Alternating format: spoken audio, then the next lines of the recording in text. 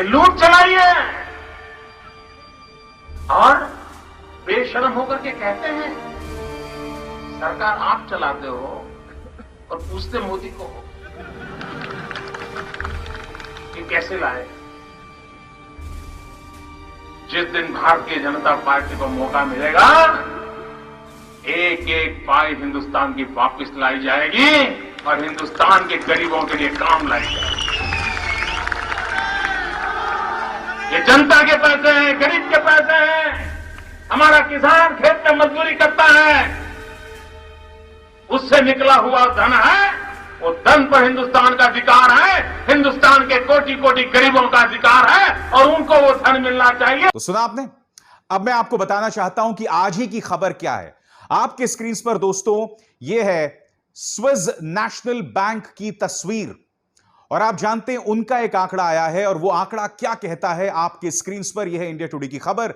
Indians funds in Swiss bank climb to ₹20,700 crores, highest in 13 years। जिसका अर्थ क्या है कि पिछले 13 सालों में इस वक्त स्विस बैंक के अंदर जहां बड़ी तादाद में काला धन जमा किया जाता है, वहां पर भारतीयों के 20,700 करोड़ रुपए हैं।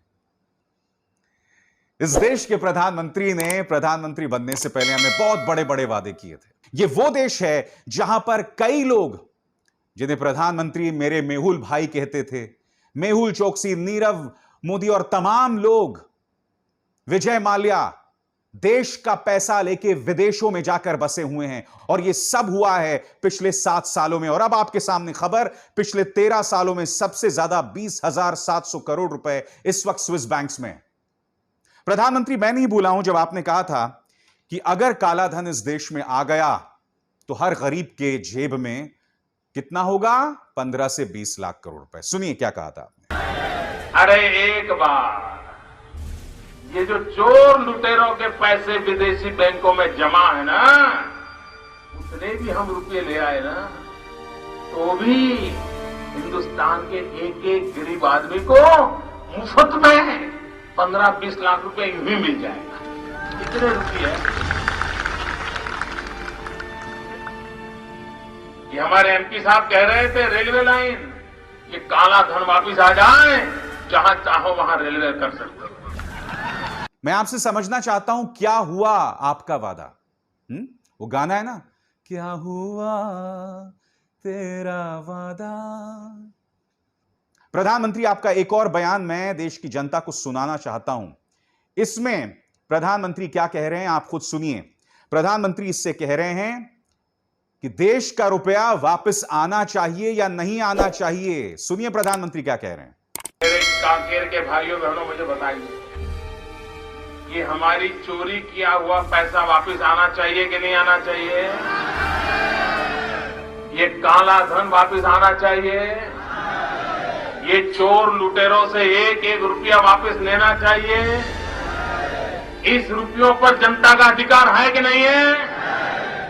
ये रुपया जनता के काम आना चाहिए। प्रधानमंत्री यही बात तो मैं भी कह रहा हूं, बिल्कुल आना चाहिए। किसने रोका है? कौन रोक रहा है आपको इस पैसे को लाने के लिए? मैं ये समझना चाहता हूं। 7 साल गुजर चुके हैं, क्या अब भी आप इसके लिए विपक्ष को ब्लेम करेंगे? कांग्रेस के 10 साल को ब्लेम करेंगे या 70 साल को ब्लेम करेंगे जिसके अंदर 6 साल अटल बिहारी वाजपेयी का राज था? बताइए ना प्रधानमंत्री, क्या आप इस हकीकत से मुंह मोड़ सकते हैं? कितने बड़े बड़े वादे किए थे आपने, मैं आपको बताता हूं। हमारा स्टैंड ये है कि जब हम सरकार में आएंगे तो हमारी ये प्रायोरिटी रहेगी कि दूध का दूध पानी का पानी करेंगे।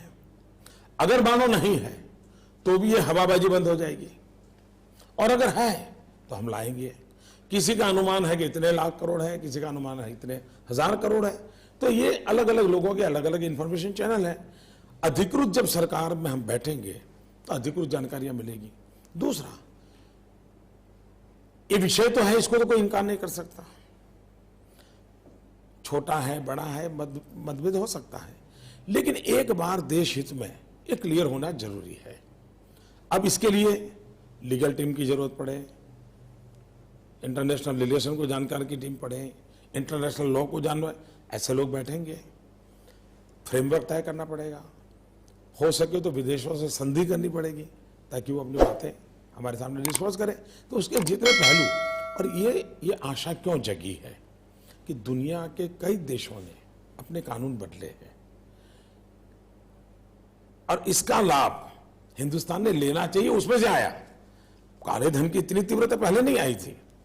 ये आई इसलिए कि कई देशों ने अपने चीजों को निकलवाया, उसके कदम उठाए।